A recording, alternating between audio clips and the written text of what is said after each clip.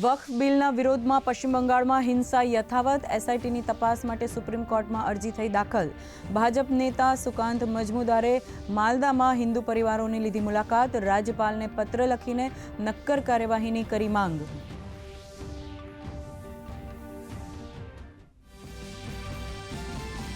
કેન્દ્રીય મંત્રી કિરણ રિજિજુ આજે કેરળના મુનમ્બમની મુલાકાતે. પ્રભાવિત ક્ષેત્રમાં નવા વક્ફ કાયદાથી ખુશીનો માહોલ. ભાજપ આયોજિત વિવિધ કાર્યક્રમોમાં સામેલ થશે કિરણ રિજિજુ.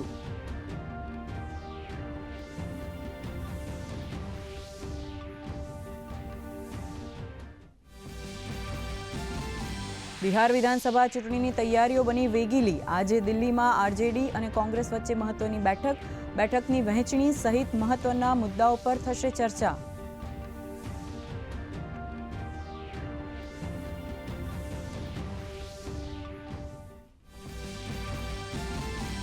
વિદેશ મંત્રી ડોક્ટર એસ જયશંકર નર્મદા જિલ્લાની મુલાકાતનો આજે બીજો દિવસ. રાજપીપળામાં વ્યાયામ ભવનનું કર્યું લોકાર્પણ.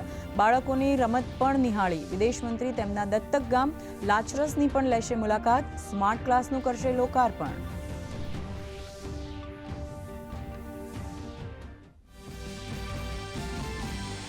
સુરત પોલીસની સતર્કતાથી કુખ્યાત આરોપી જેમ્સ ઉર્ફે સેમ જફરીન સહિત 6 ઝડપાયા. આરોપીઓએ સુરતથી વડોદરા જતી બસને હાઈજેક કરી હીરાની લૂંટનું રચ્યું હતું ષડયંત્ર.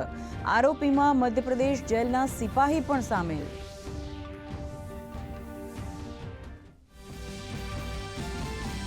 બંધકોની મુક્તિ સાથેની શરત બાદ ઇઝરાયેલે યુદ્ધ વિરામની કરી રજૂઆત. તો હમાસે નિઃશસ્ત્રીકરણ વધારાની માંગને ફગાવી.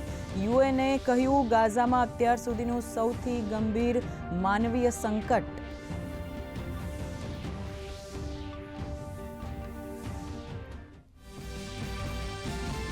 હવે દવાઓ અને સેમિકન્ડક્ટર ઉપર નવા ટેરિફ લાદવાની તૈયારીઓમાં ટ્રમ્પ. ચીનથી આયાત કરાતા સ્માર્ટફોન પર હાલ પૂરતો કોઈ ટેરિફ નહીં.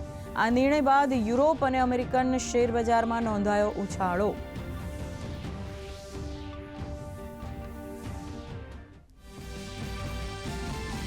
અને આઈપીએલમાં ધોનીની ધમાકેદાર બેટિંગથી ચેન્નઈ સુપર કિંગ્સે લખનૌ સુપર જાયન્ટ્સને 5 વિકેટે હરાવ્યું. મહેન્દ્રસિંહ ધોની બન્યા મેન ઓફ ધ મેચ. આજે ચંદીગઢના મુલ્લાનપુર સ્ટેડિયમમાં કોલકાતા નાઇટ રાઇડર્સ અને પંજાબ કિંગ્સ વચ્ચે થશે રોમાંચક મુકાબલો.